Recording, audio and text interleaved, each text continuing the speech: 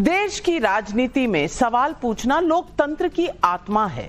प्रधानमंत्री नरेंद्र मोदी से असहमति जरूर हो सकती है, नीतियों पर बहस हो सकती है, लेकिन आज सवाल है कि विरोधियों को नरेंद्र मोदी से इतनी नफरत हो गई है कि पहले कब्र खोदने की बात और अब पीएमओ से भगाने की धमकी दी जा रही है।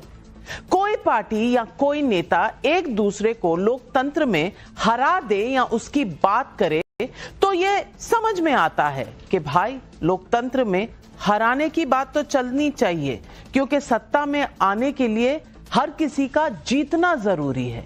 लेकिन कब्र खोद देंगे, भगा देंगे, लाठी पड़ेगी, ये सब क्या है, समझ से परे है। कभी नरेंद्र मोदी की स्वर्गीय मां को अपशब्द, लगातार पर्सनल अटैक, फिर लोकसभा में बोलने से रोकने के लिए सुनियोजित प्लानिंग, लेकिन खुद मोदी कहते हैं कि इतने के बावजूद एक अकेला सब पर भारी। मैं आज ये सवाल पूछना चाहती हूं कि क्या मोदी को चुनावी लड़ाई में नहीं हरा पाने से इतनी नफरत हो रही है? अगर मोदी से इतनी नफरत है तो क्या इसका मतलब ये है कि देश में चुनी हुई व्यवस्था को नकार दिया जाए?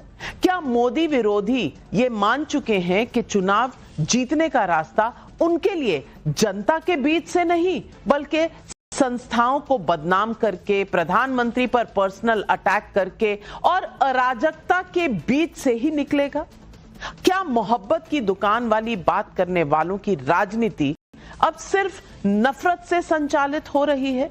संसद का बजट सत्र चल रहा है, पूरा देश देख रहा है कि संसद में क्या चल रहा है। आज लोकसभा स्पीकर ओम बिरला ने लोकसभा की कार्रवाई शुरू होते ही बताया कि हंगामे की वजह से अब तक 19 घंटे 13 मिनट सूली चढ़ गए, बर्बाद हो गए। बताइए, आपके हमारे टैक्स पेयर के पैसे की बर्बादी के लिए कौन जिम्मेदार है?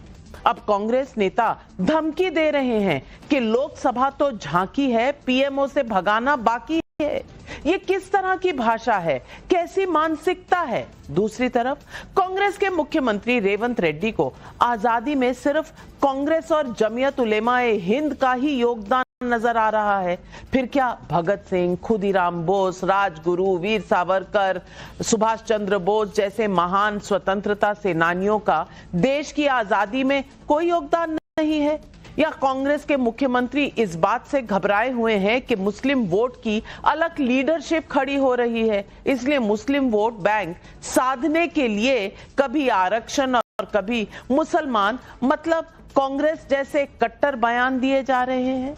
कुल मिलाकर एक बात जो नजर आ रही है वो यही कि मोदी विरोध में विरोधी किसी भी हद तक जाने के लिए तैयार है। ऐसे में पब्लिक पूछ रही है सवाल, क्या मोदी के एक अकेला सब पर भारी के जवाब में पहले कब्र खोदने फिर पीएमओ से भगाने की तैयारी हो रही है? ये सवाल आज पब्लिक पूछ रही है। आज एक बार फिर लोकसभा में विपक्षी सांसदों ने लगातार नारेबाजी की, जिसकी वजह से लोकसभा की कार्रवाई को सोमवार तक के लिए स्थगित कर दिया गया, जिसके बाद विपक्षी सांसदों ने संसद के मकर द्वार पर पोस्टर बैनर लेकर प्रदर्शन किया। अमेरिका के साथ हुई ट्रेड डील को ट्रैप डील बताया, नरेंद्र मोदी सरेंडर मोदी के नारे भी लगा दिए। और इससे पहले कांग्रेस नेता पवन खेड़ा ने सोशल मीडिया एक्स पर लिखा, लोकसभा तो झांकी है, पीएमओ से भगाना बाकी है।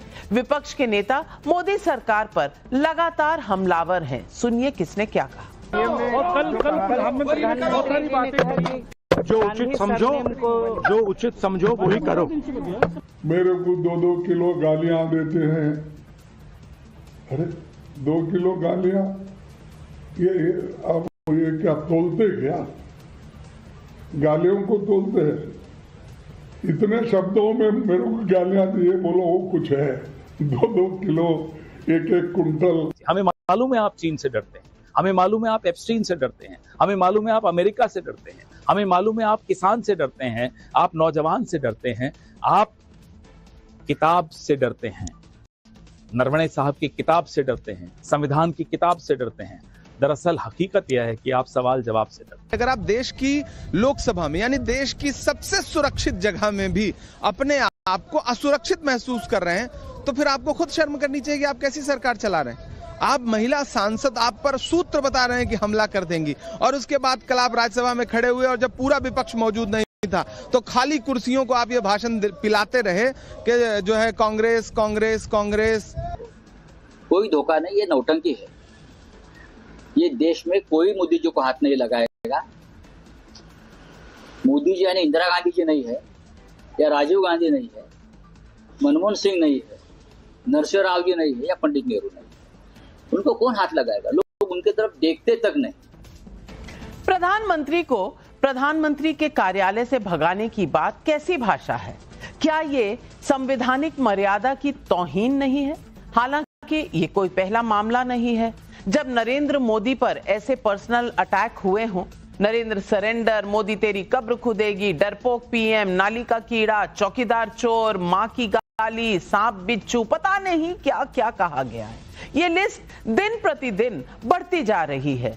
कल राज्यसभा में प्रधानमंत्री ने मोदी तेरी कब्र खुदेगी जैसे स्लोगन का खुद ही जिक्र किया और यह भी बता दिया कि मोहब्बत की दुकान की हकीकत कब्र खोदने की मंशा है। फिर उन्होंने ये भी कहा कि एक अकेला सब पर भारी। सुनिए प्रधानमंत्री मोदी को। ऐसे देश के कोटि कोटि जनों के आशीर्वाद जिस इंसान पर हो, कोटि कोटि माताओं बहनों का जिस पर रक्षा कवच हो, नारे कितने ही लगा लो, कब्र तुम नहीं खोद पाओगे। उनको पता था, पहले प्रयोग कर चुके थे। पिछले 10 साल में मुझे 5-6 बार इस प्रकार से बोलने से रोका गया, क्योंकि उनको मालूम था एक बार शुरू होता हूं तो रुकता नहीं। और मैंने कहा था एक बार एक अकेला, तो अब अनुभव से सीख गए हैं कि इसमें कोई दाल गलने वाली नहीं है। एक तरफ कांग्रेस और विरोधी पार्टियां प्रधानमंत्री मोदी पर हमलावर हैं, तो दूसरी तरफ कांग्रेस के तेलंगाना के मुख्यमंत्री रेवंत रेड्डी आजादी के संग्राम में भी खास मजहब और पार्टी खोज रहे हैं। सुनिए रेवंत रेड्डी ने क्या कहा और उन्हें बीजेपी आरएसएस से क्या जवाब मिला। इस देश आजादी के लिए जो इंडियन नेशनल कांग्रेस 100 साल के ऊपर जो मेहनत किए, आज भी कोने कोने पे इस देश में गरीब जहाँ जहाँ हैं वहाँ वहाँ इंडियन नेशनल कांग्रेस झंडा लहराते रहता है। कांग्रेस के साथ साथ और किसी को हम इस तारीख में तारीफ करना अगर मौका मिले तो जमात उलमा को हम तारीफ करना जरूरी है। देश के स्वतंत्रता संग्राम को मजहब में बांटना, पार्टियों में बांटना, जातियों में बांटना, यह देश की एकता और अखंडता को धक्का पहुंचाना है। ये शब्दावली सिर्फ वोट बैंक की शब्दावली है, लेकिन मेरे हिसाब से किसी एक समुदाय को या तो टारगेट करना या उनके बारे में बात करना एक राजनीति का प्रतीक है, सत्यता का प्रतीक नहीं है। ऐसे में पब्लिक पूछ रही है सवाल नंबर 1, लोकसभा तो झांकी है, पीएमओ से भगाना बाकी है। मोदी विरोधियों की ये कैसी मानसिकता है? सवाल नंबर 2, मोदी तेरी कब्र खुदेगी के बाद पीएमओ से भगाने की बात क्या मोदी को ना हरा पाने की खींच है? सवाल नंबर 3, क्या मोहब्बत की दुकान की राजनीति अब सिर्फ नफरत से संचालित हो रही है? और सवाल नंबर 4, क्या वोट बैंक को खुश करने के लिए आजादी के संग्राम में भी पार्टी और मजहब को खोजा जा रहा है? ये सवाल आज पब्लिक पूछ रही है और पब्लिक के सवालों के जवाब देने के लिए आज हमारे साथ जुड़ रहे हैं मेरी दाहिनी तरफ चारू प्रज्ञा जी, राष्ट्रीय प्रवक्ता हैं बीजेपी की, उनके साथ वरिष्ठ पत्रकार हर्षवर्धन त्रिपाठी जी हैं, मलूक नागर जी नेशनल जनरल सेक्रेटरी हैं आरएलडी के। आपका स्वागत है हमारे स्टूडियो में। मेरी बाईं तरफ विवेक साइलेंस जी हैं, राष्ट्रीय प्रवक्ता हैं समाजवादी पार्टी के, उनके साथ निवान शर्मा जी हैं, राष्ट्रीय प्रवक्ता आम आदमी पार्टी के। लेकिन मेरा पहला सवाल कांग्रेस के नेता अश्विनी मिश्रा जी को जाता है जी। अश्विनी मिश्रा जी, हराइए ना, भगाइए ना, ये रोज रोज धमकी क्यों देते हैं कि अरे पीएमओ से भगा देंगे, कब्र खोद देंगे? आप चुनाव जीतिए, देश इंतजार कर रहा है कि आप चुनाव जीतेंगे तो आप सत्ता में बैठेंगे। अभी तो फिलहाल मोदी जी जीत रहे हैं, इसीलिए प्रधानमंत्री कार्यालय में बैठ रहे हैं ना, तो आप भगाएंगे कैसे उनको? सबसे पहला जो संविधान में, अगर आप इतनी अपनी विश्वास रखते हैं तो संविधान तो ऐसे ही चलता है, तो संविधान के सेवियर का अब संविधान से विश्वास उठ गया है। और दूसरी बात, अरे भैया सुभाष चंद्र बोस को याद कर लो, बाकी भगत सिंह को याद कर लो, सिर्फ जमाते इस्लामी हिंद आपको नजर आता है, कांग्रेस नजर आती है, बाकियों का कोई रोल नहीं है, सिर्फ आप ही हीरो है। Navika ji, good evening to your viewers, fellow panelist. एक अकेला सब पे भारी, बिल्कुल बात तो सच है। एक अकेले की नीतियां ऐसी हैं कि 150 करोड़ देशवासियों पर भारी पड़ रही हैं और 150 करोड़ देशवासी उन नीतियों के कारण स्ट्रगल कर रहे हैं, परेशान हैं, भूखमरी में गुजर रहे हैं। रही बात मोदी जी की, तो मुझे लगता है एक स्पाइनलेस गवर्नमेंट, एक रीढ़ विहीन सरकार के सबसे कायर प्रधानमंत्री हैं जो हर चीज से डरते हैं। इनकी कायरता का आलम यह है कि एक एक चीज से डरते हैं। हमारे पवन खेड़ा जी की आपने बाइट सुना, उसमें उन्होंने बोला भी कि चाइना से डरते हैं, एप्स्टीन से डरते हैं, अमेरिका से डरते हैं, सारे नाम गिनाए। बात यही है कि ये सवाल करते हैं। जब इनसे किसान सवाल पूछता है तो उसको खालिस्तानी बोल देते हैं, जब कोई आदिवासी पूछता है तो उसको नक्सल बोल देते हैं, जब कोई युवा सवाल पूछता है तो उसको अर्बन नक्सल बोल देते हैं, कोई अपोजिशन सवाल करता है तो उसको देशद्रोही बोल देते हैं। इनकी समस्या यह है नाविका जी कि इनसे आप सवाल मत पूछो। आप मुझे मोदी जी की एक तस्वीर दिखा दीजिए जहां पर इन्होंने पत्रकारों के सवाल लिए हों। आपसे भी डरते हैं ये, आपके भी सवाल नहीं लेने को तैयार हैं ये। यहां तक इनके डर का आलम यह है। रही बात पार्लियामेंट में बैठ करके Bharatiya Janata party which stands for भ्रष्टाचार, जुमला एंड प्रोपोगंडा, सिर्फ जुमलेबाजी करते हैं। आप देखें इन्होंने कैसी कल मीठी मीठी बातें की कि हमने इकोनॉमी कहां से ले आ दी, कितना बड़ा मार्केट है इंडिया का। मार्केट है Navika ji 10% Indian equal to 15 crore population, मतलब यह है कि 15 करोड़ का मार्केट है। लेकिन जो 90% इंडियन, बाकी इंडियन है, वो अभी भी घाना से बदतर जिंदगी जी रहे हैं, क्योंकि 10% इंडियन के पास देश की 58% वेल्थ है। अगर आप छोटे मोटे राज्य निकाल दें, जो बड़े राज्य हैं उनकी बात करें, तो पर कैपिटा इनकम में जो टॉप 4 स्टेट्स हैं वो है केरला, तमिलनाडु, तेलंगाना, कर्नाटका। जो बॉटम 4 में है वो है मध्य प्रदेश, उत्तर प्रदेश, झारखंड और तो भैया अगर घाना की हालत में हम जी रहे हैं तो भैया आपका भी तो कोई योगदान हुआ होगा। 50 साल तो आपकी सरकारें रही हैं, आपने कुछ नहीं किया। आपने कुछ नहीं किया। 43% वेल्थ थी जो अब 58% पहुंच गई है। तो देश में विकास तो हो रहा है। प्रधानमंत्री ने 10% लोगों का प्रधानमंत्री ने आपको आईना दिखाया था कल, और ये किताब लिखी हुई है स्पीचेस ऑफ इंदिरा गांधी। उन्होंने कहा था 35 करोड़ की आबादी थी जब इस देश की, तो कहा, नेहरू जी कहते थे 35 करोड़ समस्याएं हैं मेरी। फिर 57 करोड़ आबादी हुई तो इंदिरा गांधी जी ने कहा मेरी 57 करोड़ समस्याएं हैं। इस देश के लोग आपको हमेशा समस्या नजर आए। एक मिनट, आप कह रहे हैं मोदी जी होते हैं, एडजेक्टिव होते हैं। मेरे 35 करोड़ समस्याएं नहीं, 35 करोड़ लोगों की समस्याएं। कीवर्ड मिस कर गए, जो शायद थोड़ा पढ़े लिखे लोगों को आता है, जिनकी डिग्री का पता नहीं, उनसे हम ग्रामर की बात तो नहीं कर सकते। मुझे उस किताब की कॉपी का जरा फोटो कॉपी भेज देना, मैं इनको गिफ्ट करना चाहती हूँ।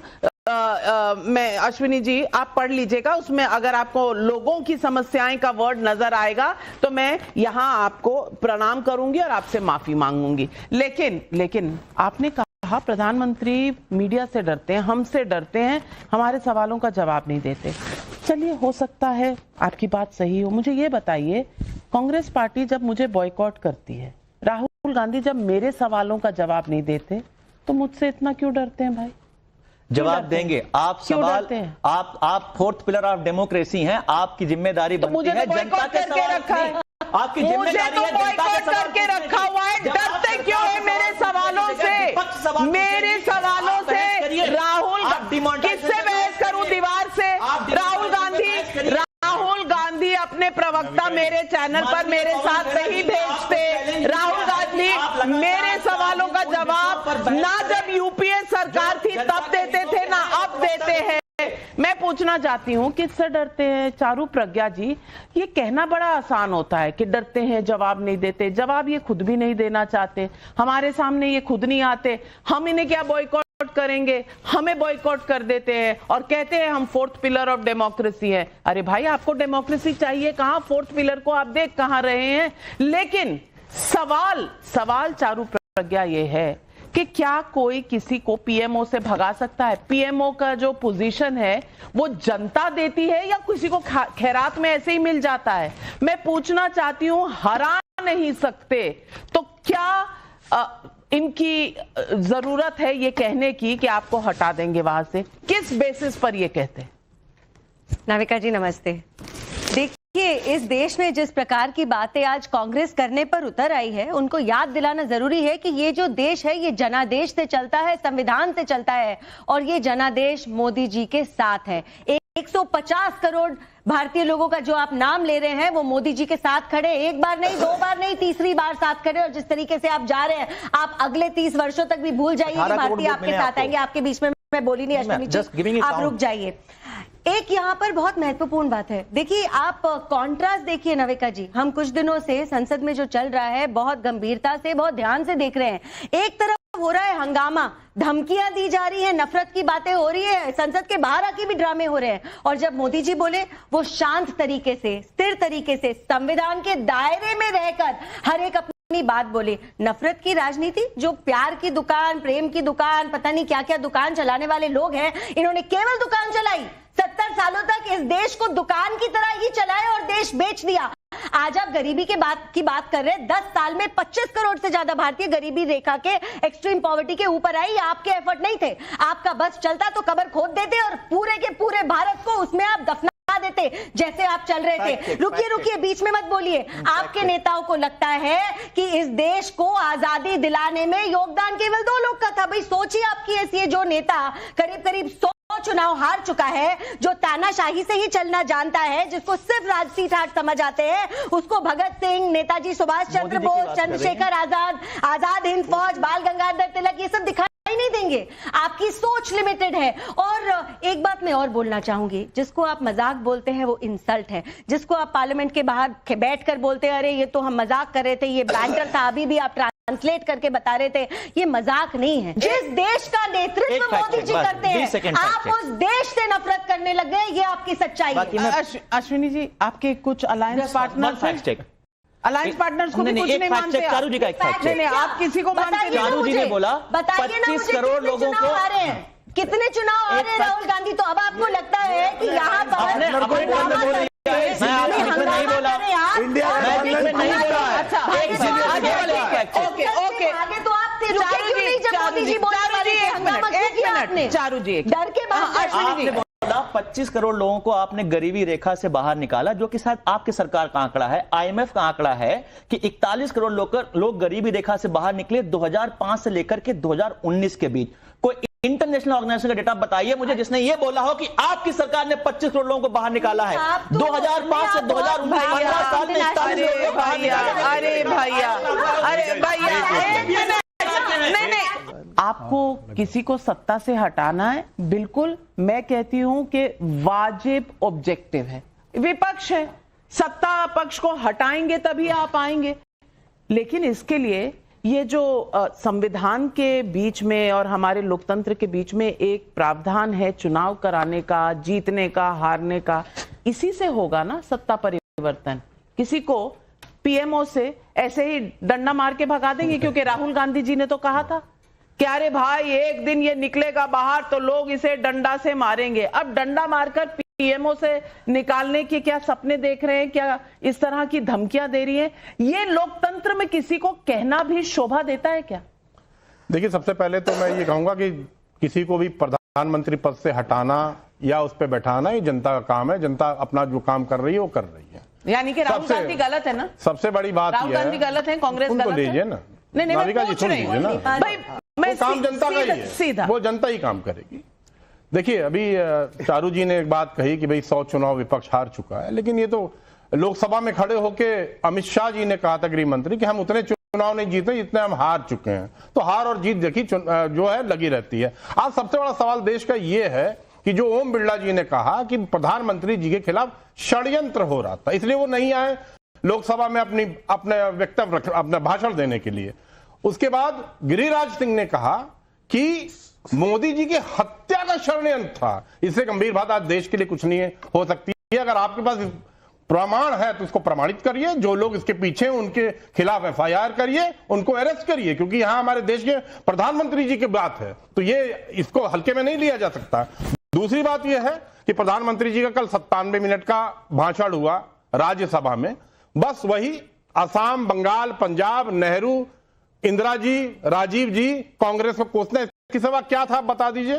क्या उन्होंने बताया कि क्या देश जो है रूस से तेल खरीदेगा कि नहीं, यूएस ट्रेड डील में क्या है, उसके अंदर क्या तथ्य हैं, कहां साइन हुआ, कहां फाइल एक्सचेंज हुई, कहां फोटो ऑप्स हुआ, क्या बताया? क्या एप्स्टीन फाइल पे आज देश पूरे दुनिया में जो है इस्तीफे हो रहे हैं, चाहे स्लोवाकिया हो, ब्रिटेन हो या अमेरिका हो, लोग इस्तीफा देने के लिए तैयार हैं। क्या उस पे एक शब्द बोला? आज तो ये भी खुल गया कि हरदीप पुरी जी ने जेफरी एप्स्टीन के एक आदमी को वीजा दिलाने में मदद की थी। इस पे क्यों नहीं चर्चा हो रही है? बिल्कुल होनी चाहिए। कृषि उत्पादों पे आपने जो कपास है उस पे 0% कर दिया है। आगे सुन रहे हैं कि आप सोयाबीन पे भी और मक्के पे भी 0% करने जा रहे हैं। स्टार्स ऑफ डेस्टिनी की एक बुक आप दे रहे थे ना, कि मैं आपको अश्वनी मिश्रा को आप एक किताब दे रही थी, तो राहुल गांधी जी भी किताब देने जा रहे थे 4 स्टार्स ऑफ डेस्टिनी। क्यों नहीं ली? लेके देख लेते। पहले तो ये बोला गया कि नहीं भाई ऐसी कोई किताब ही नहीं है। जब किताब आ गई तो मोदी जी लोकसभा से जो है लापता। ये बात बहुत सही है कि किताब देने की कोशिश हुई और मेरे हिसाब से किताब दे देनी चाहिए, लेकिन पार्लियामेंट का एक तरीका है और पार्लियामेंट में अगर अनपब्लिश्ड किताब है उसको रिकॉर्ड में लाना या उसको ऑथेंटिकेट करने का जो प्रोसीजर है वो आप और मैं नहीं तय कर सकते, वो रूल बुक में लिखा हुआ है। लेकिन राहुल गांधी को बोलने दिया जाना चाहिए था। इस पर मैं बिल्कुल आपके साथ हूं कि बोलने दिया जाना चाहिए, क्योंकि बोलते वो तो खैर सुनाने के बहुत अपॉर्चुनिटीज सत्ता पक्ष को मिलती। ये कहने के बाद सवाल मलूक नागर जी ये भी है कि अगर सुरक्षा में कोई भी इस तरह का डर था तो विवेक साइलेस जी कह रहे हैं इसकी सच्चाई देश के सामने आनी चाहिए, एफआईआर आना चाहिए। जवाब देखिए नविका जी, ये देश संविधान से चलेगा और संविधान के अनुसार संसद के सभापति को जो शक्तियां हैं उनके आधार पे जो रूल बुक बनी है उस रूल बुक के आधार पे बनेगा। जर्नली क्या होता है, लोगों को आइडिया होता नहीं है, पता होता नहीं है, और देखने वालों को भी, सुनने वालों को भी, इवन हम लोगों में से प्रवक्ताओं को भी, वहां स्पीकर के लेफ्ट पे जो लोग बैठते हैं आधा विंग उधर होता है, राइट पे जो बैठते हैं सरकार आधा उधर होता है। तो पहले तो वेल में जाना नहीं चाहिए। अगर कोई मुद्दा है भी और प्रदर्शन करना भी है तो शालीनता से जाएं वहां, और आधे से पार अगर करेंगे तो वो वहां के रूल के खिलाफ है। और अगर आगे उनके प्राइम मिनिस्टर जहां बैठते हैं उनके ऊपर तख्ती लगाएंगे, खिलाफ है। और उसको भी पार करके सीढ़ियों से चढ़ के और 6-7 मेंबर ऑफ पार्लियामेंट लेडीज अगर जाएंगे और वहां पहुंच जाए जहां पीएम आना भी नहीं है, जहां पीएम निकलने हैं, तो वो भी देख लीजिए जी हाँ, बीच में मत बोलिए, बोलने नहीं दूंगा। तुमसे बड़ा कांग्रेसी रहा हूं, इसे बंद कर, इसको बोलने दे। तो वहां ऐसी स्थिति में देखो कांग्रेस का जो यहाँ हालत कर रहे हैं यही पार्लियामेंट में करते हैं, इसीलिए इनकी हालत हुई है। इनका नेता इसीलिए कहता है देश की इकोनॉमी डेड कर रहा हूं पूरी बात। वहां जाकर के अगर तुम लिमिट पार करोगे और अगर वो कहीं देश या टेलीविजन पे कोई सुर्खी बन जाए और विदेश में दिखाया जाए कि प्राइम मिनिस्टर के रास्ते में 6-7 मेंबर ऑफ पार्लियामेंट लेडीज आ गए, ये सुर्खी बने, ये तो ये चाहते ही सत्ता के लालची, क्योंकि भूखे बैठे हर बार हार जाते हैं, हर बार हार जाते हैं, हर बार हार जाते हैं। ऐसे आदमी से इनका मुकाबला है जो बैक टू बैक लगातार 4 बार मुख्यमंत्री और बैक टू बैक लगातार 3 बार प्रधानमंत्री, माना ये हार गए, टूट गए, बिखर गए, टूट गए। ये एक भी प्रदेश में सो कॉल्ड इंडिया गठबंधन इकट्ठा नहीं लड़ सकता। आप पार्टी और कांग्रेस है कहलवा दो, और इसलिए कांग्रेस में भी गुटबाजी, और ये ऐसी स्थिति में है कि आज इनकी स्थिति समझ नहीं आ रहा। अरे जो 60 साल के करीब कांग्रेस की सरकार रही है उसमें जो तुम्हारी इकोनॉमी थी उसे तो डेढ़ मत बताओ, इससे भी बुरा हाल हो जाएगा। और समाजवादी वाले भाई बैठे, अरे इनसे थोड़ा दूर करो, नहीं तुम्हारे बंटाधार करेंगे, खुद तो डूबे ही डूबे, तुम्हें भी ले डूबेंगे। अरे ये सब चवन्नी वाली पार्टी के लोग हैं। चवन्नी होगा मुझे पलट जाऊंगा, यही बोला था ना जयंत चौधरी ने कि मैं चवन्नी छोड़ मिनट आप मैं माफ कीजिएगा, आप एंकर तुम बिखरे, अपना डिस्क्रिशनरी पावर यूज करने वाली है, आप एंकर अपना डिस्क्रिशनरी पावर यूज करने वाली है। दो चीजें यहां कही और हर्षवर्धन त्रिपाठी जी, मैं आपसे पूछूंगी, वरिष्ठ पत्रकार हैं आप, मेरे ही खेमे से हैं तो आपसे पूछूंगी। एक कह रहा है चवन्नी की पार्टी है, क्या क्या बोल रही है। अब ये चवन्नी की पार्टी जब इनके साथ रहती है तो रुपए की बन जाती है। सुन ली, अब मैं वो समाजवादी पार्टी की कृपा से राज्यसभा में बैठे हैं। महिलाओं का हक कौन छीन रहा है? एंकर का हक कौन छीन रहा है? नहीं, नविका जी, चौधरी चरण सिंह जी की विचारधारा को लेकर के साथ समझौता होता है तब पार्टी ठीक होती है। इन्होंने उनका भारत रत्न नहीं दिया, इसीलिए कांग्रेस की ये हालत हुई है। अपने आप को रहते हुए जिंदों को भारत रत्न दे देते हैं और चौधरी किसानों के मसीहा, किसानों के नेता। एक मिनट, मलूक नागर जी, अच्छा आप हालत हुई है भाई साहब, एक मिनट, ये पार्लियामेंट नहीं है। मैं दर्शकों को भी बताना चाहती हूं और यहां मेरे साथ अपने पैनलिस्ट को भी बताना चाहती हूं कि ये पार्लियामेंट नहीं है। पार्लियामेंट में शायद आप ऐसा कर सकते हैं क्योंकि आप अपने आप को जनता के इलेक्टेड रिप्रेजेंटेटिव समझकर पता नहीं क्या क्या राइट्स यूज कर लेते हैं। यहां पर मैं ऐसा नहीं होने दूंगी, तरीके से सलीके से बात होगी और डिबेट होगी। लेकिन हर्षवर्धन त्रिपाठी नहीं, मलूक नागर साहब, अब एक मिनट, हर्षवर्धन त्रिपाठी जी, मैं आपसे पूछना चाहती हूं, एक तरफ आरएलडी के ऊपर जो टिप्पणी की उसका जवाब देना चाहिए, और अश्विनी जी ने कहा जब हमारी सरकार थी मोदी जी वेल में जाकर ऐसा करते थे। मैं आपसे पूछना चाहती हूं, फैक्ट्स पर बताइए, Modi ji member of parliament इससे पहले कि वो प्रधानमंत्री बने कभी थे? वेल में जाने का पार्लियामेंट में उन्हें कोई अफसर मिला भी या नहीं? फैक्ट पढ़ के नहीं आते हैं, पता नहीं कौन सी यूनिवर्सिटी में जाते हैं और चले आते हैं। The first day he went to parliament, he went as prime minister। Harshvardhan Tripathi ji बता दीजिए फैक्ट क्या है? नविका जी, प्रधानमंत्री पहली बार विधानसभा मुख्यमंत्री बनकर पहुंचे, पहली बार लोकसभा प्रधानमंत्री बनकर पहुंचे। लेकिन जो सबसे बड़ी बात है कि पिछले 3-4 दिनों से कहा जा रहा है कि ऐसे ही 2004 में मनमोहन सिंह जी को घेरा गया। ये भी फैक्चुअली रॉन्ग है। कभी भी प्रधानमंत्री के चेयर के इर्द गिर्द ऐसा घेरा कभी भी आज तक के इतिहास में नहीं बना है। वेल में जाना, कागज फेंकना, झगड़ा झंझट करना, ये सब खूब होता रहा है। लेकिन इस तरह से प्राइम मिनिस्टर जिस दिन बोलने आने वाले हों, ऐसी घेराबंदी आज तक के इतिहास में कभी देखने को नहीं मिली। नंबर 1। नंबर 2, ये आपने कहा कि राष्ट्रीय लोकदल पर उन्होंने टिप्पणी कर दी। अरे तो अभी तो आपने देखा ना, मकरद्वार पे राहुल गांधी की कांग्रेस से निकलकर रवनीत बिट्टू चले गए तो गद्दार हो गए। सोचिए जरा, जो व्यक्ति आपकी पार्टी में रहा हो, जिस व्यक्ति के दादा बेअंत सिंह, सरदार बेअंत सिंह, उनकी सारी शहादत आप भूल गए। तो ये तो तरीका है। तो आरएलडी को भी इन्होंने टिप्पणी कर दी, इसमें क्या कहना? और फैक्ट चेक पहले कर दूं, अभी अश्विनी जी ने कहा कि कोई भी डेटा आप जरा आईएमएफ और वर्ल्ड बैंक का ले आइए। Pandemic poverty and inequality evidence from India, IMF working paper 2022 खोजकर पढ़ लीजिए। हाँ, पढ़िए, बताइए। और वो पेपर बता रहा है कि 25 करोड़ लोग एक्सट्रीम पॉवर्टी से बाहर निकले। किस पीरियड में? और जो सबसे बड़ी नरेंद्र मोदी के पीरियड, नरेंद्र मोदी के पीरियड में 41 करोड़ खोज के पढ़िए, मैं चेक करके बता रहा हूं। अब उसके आगे, और ये पॉवर्टी सिर्फ राशन वाली नहीं थी, ये मल्टी डायमेंशनल पॉवर्टी थी जो आईएमएफ और वर्ल्ड बैंक के जो पैरामीटर्स हैं उस पर सेट होती है। तो कम से कम फैक्ट पर आप ये बात जब कर रहे हैं तो अगर ये नहीं होता तो हम दुनिया की दूसरी सबसे बड़ी स्मार्टफोन की इंडस्ट्री कैसे बन जाते? हम कैसे थर्ड लार्जेस्ट ऑटोमोबाइल मार्केट बन जाते? कैसे बन जाते?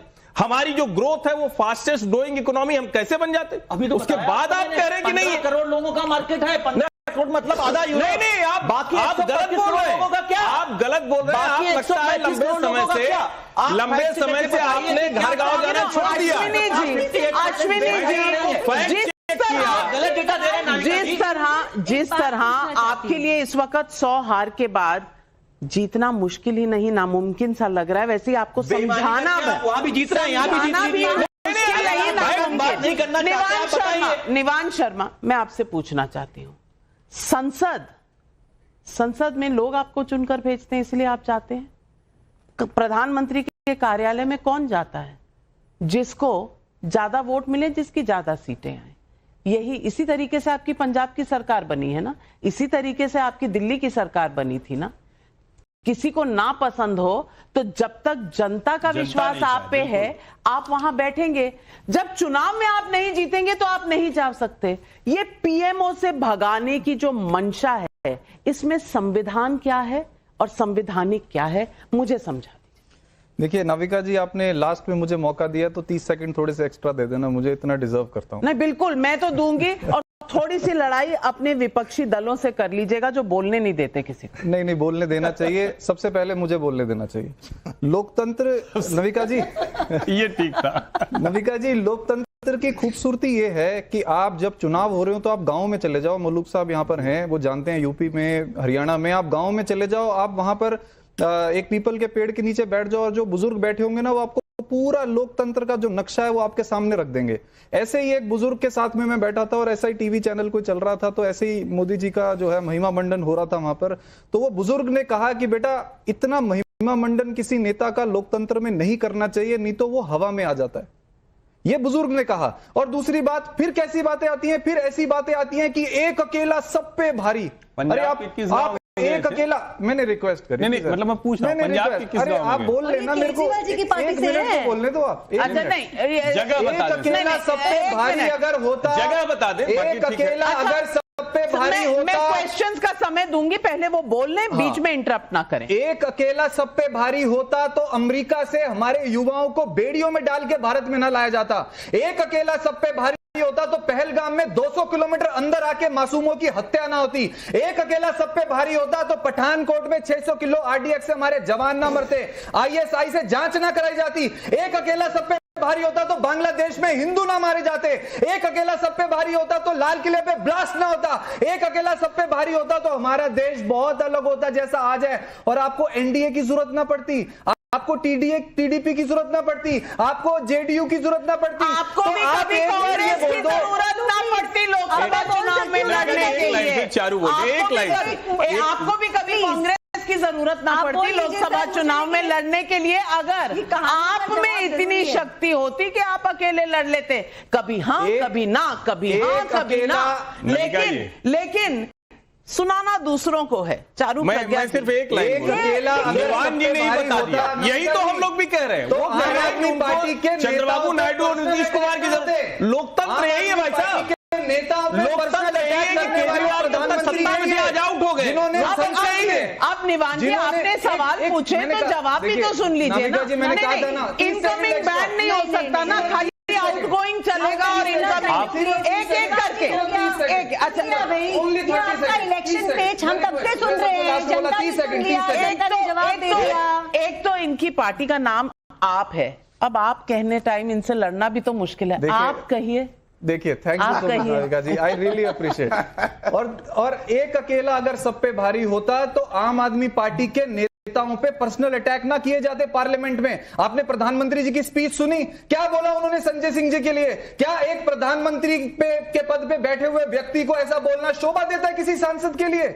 आप चलाइए वो बाइट, आपने दुनिया भर की सारी उनकी बताती हूँ। अब मैं गाली देने का लाइसेंस सिर्फ विपक्ष के पास है, आप कुछ नहीं कह सकते। अब आप कुछ नहीं जिन्होंने गाली दी है। अश्विनी जी, आप बीच में मत बोलो। मैं दोनों को जवाब देना चाहती हूँ, दोनों क्या, मैं तीनों को जवाब देना चाहती हूँ। पहले आम आदमी पार्टी, भाई ये कहानी आप आज से नहीं सुना रहे, आपने लोकसभा में भी सुना दी, दिल्ली के चुनाव में भी सुना दी। तो जो आप जनता का दरबार बोलते घूमते थे, जनता ने आपको निर्णय दे दिया। अब उसके बाद ऐसे जैसे बोलते ना, finger on your lips and Congress की एक बात से मैं सहमत हूँ नाविका जी, मेजॉरिटी तो आती जाती रहती है। अरे भाई रुक जाओ, मेरे भाई आपका हो गया मोनोलॉग। ये लोग तंत्र है जिसमें कभी मेजॉरिटी और कभी माइनॉरिटी गवर्नमेंट चलती है। अकेला सब पे भारी नहीं है मेरे भाई, आपकी तो मेजॉरिटी भी गई, सरकार भी गई। ठंड रखिए, सुन लीजिए। हाँ, सुन लीजिए। ये तो मेरी बातों से। अच्छा, आप यूपीए की सरकार में बता दीजिए भाई आपके कितने अलायंस पार्टनर्स थे, और ये जो आप जिन लोगों के आप साथ खड़े हैं उनकी असलियत आपस में तीनों की बता दीजिए। एक तरफ खड़े होने से अब आप थोड़ी देर बीच में नहीं बोलेंगे क्या? या आपको असलियत से पिन चुभ रहा है? अच्छा ओके, पिन चुभ रहा है क्या? निवान, सुन लो ना मेरी बात। आपके बेस्ट फ्रेंड्स यहाँ पर एक आवाज में चिल्लाने से क्या आप राजनीति में साथ में आ पाए क्या?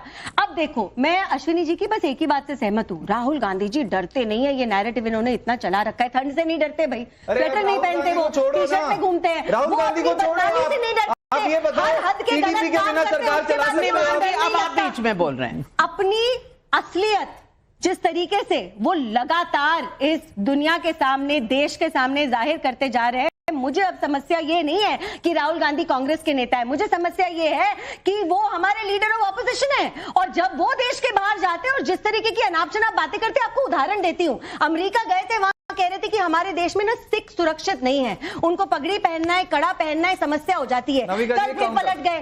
अब एक और बात बताती हूँ, सबसे ज्यादा बीच में नहीं, बीच में नहीं, जनता के सवाल है, जनता के सवाल है, जनता से।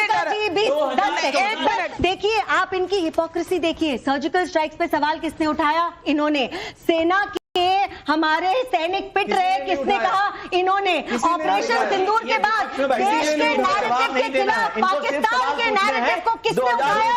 इन्होंने। और आज इनको पॉलिटिकल कन्वीनियंस के लिए जवाब देना चाहिए। सवाल रोहित कुमार रांची झारखंड से पूछ रहे हैं, मोदी तेरी कब्र खुदेगी के बाद पीएमओ से भगाने की धमकी देकर क्या विरोधी खुद की राजनीतिक कब्र खोद रहे हैं? विनय पाठक कानपुर से पूछ रहे हैं, जब भी चुनाव आते हैं उससे पहले मोदी को गाली या धमकी देकर कांग्रेस सेल्फ गोल क्यों कर लेती है? किसी को दर्द हो रहा आपके लिए, आप हैं कि समझ नहीं रहे? अरुण कश्यप बाराबंकी से पूछ रहे हैं, पीएमओ से भगाने की धमकी वाले कांग्रेस नेता के बयान से क्या समाजवादी पार्टी और आम आदमी पार्टी सहमत है? मैं तो पहले ही बोल दिया है कि पीएमओ हटाने का काम जनता का है।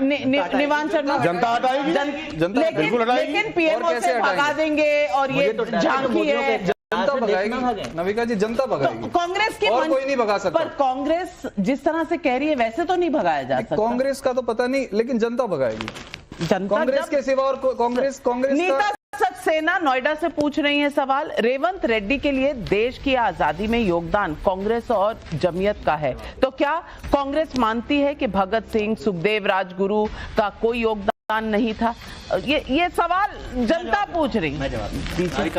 जब मैं आपको बोलता हूं मैं आपका बहुत सम्मान करता हूं, आपसे बहुत प्यार करता हूं, इसका मतलब ये नहीं कि मैं अपनी माँ का सम्मान नहीं करता, अपनी बीबी से प्यार नहीं करता, किसी और से प्यार नहीं करता। जब भी हम किसी एक व्यक्ति के बारे में बोलते हैं उसका योगदान कहीं पर, इसका मतलब ये नहीं है कि हम बाकियों के योगदान को नकार रहे हैं। हर्षवर्धन त्रिपाठी, ये एक्सप्लेनेशन आपके गले उतर रही है, आपके गले उतर रही है, पूरी राजनीति कांग्रेस, मुझे हिचकी आ रही है। वही स्थिति है, सबको खुद उनको भी वही आ रही, बोलते हुए देखिए मुश्किल में थे।